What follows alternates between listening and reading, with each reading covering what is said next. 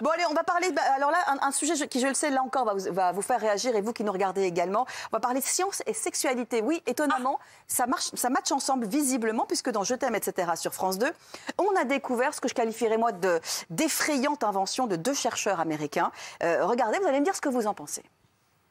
Des chercheurs américains auraient écrit un algorithme, en fait, informatique, capable d'établir si un homme ou une femme est homosexuel ou hétérosexuel ou bisexuel et ainsi de suite. La technologie repose sur un échantillon de près de 35 000 images faciales postées sur des sites de rencontres. Et selon les chercheurs, ce système de reconnaissance de sexualité fonctionne à 91% pour les hommes, 83% de certitude pour les femmes. Comme les chercheurs, derrière cette technologie le soulignent, un gouvernement, en effet, un parti politique ou une société multinationale pourrait donc se servir des images que nous postons de nous-mêmes ou des images même de nos enfants pour détecter, sans notre consentement, je vous le rappelle, notre orientation sexuelle. Je vous souhaite une bonne journée, une bonne continuation sur cette info. Alors, ce sont 2 chercheurs en psychologie informatique de l'université de Stanford qui ont eu cette fumeuse idée. Qu'est-ce que vous en pensez? Je vous avoue que je vous ai un peu induit sur mon sentiment sur la chose, mais que je trouve particulièrement dangereux, si ce n'est parce que ça peut être en plus erroné. Donc, mais déjà, il faut les virer de l'université de Stanford parce qu'ils sont profondément dangereux. Je rappelle quand même que l'homosexualité est encore interdite dans 72 pays. Donc il y a des gouvernements qui peuvent se servir de choses comme ça pour mettre des gens en prison ou pire. Donc c'est hyper grave. Franchement, je ne sais pas à quoi ils pensent quand ils inventent ça. Moi, ça me fait gerber et surtout, j'y crois pas.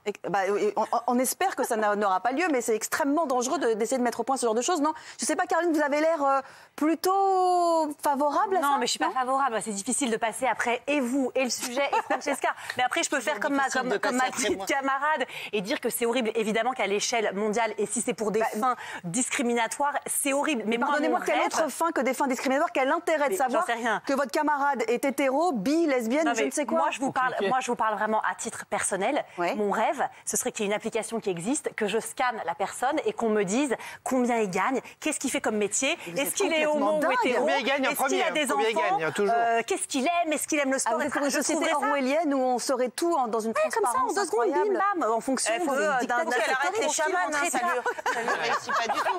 Arrête d'aller voir ce chaman. Non, mais ce que je veux dire, c'est que je pense pas à cette application en termes échelle mondiale et toutes les dérives éventuellement, et au moins d'un gouvernement qui voudrait particulièrement s'attaquer à une catégorie de population. Mais tout de même, on ne peut pas s'empêcher d'imaginer que les... Non, mais c'est bien son problème, là, c'est qu'elle pense pas. Parce que je sais très bien, va chercher des applis sur les salaires des mecs.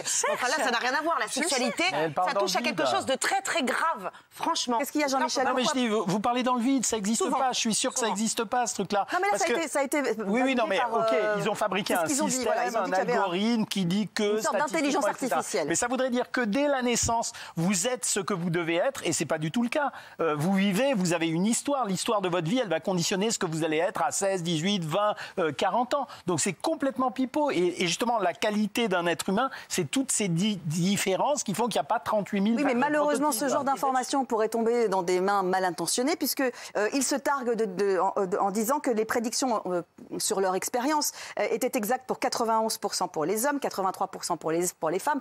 On peut craindre le pire et on peut imaginer qu'on aille demander à ces chercheurs tel gouvernement, tel État pour aller chercher une... Non, mais alors, donc ça voudrait dire, si on écoutait ces gars-là, qu'en fonction de la morphologie de votre visage et du scan qu'on va prendre de votre corps, ça veut dire... Non, mais je suis d'accord avec vous, c'est complètement farfelu, mais c'est extrêmement dangereux. Valérie, ça peut paraître dangereux quand même, mais vous oubliez un cas de figure à qui ça peut servir quand même.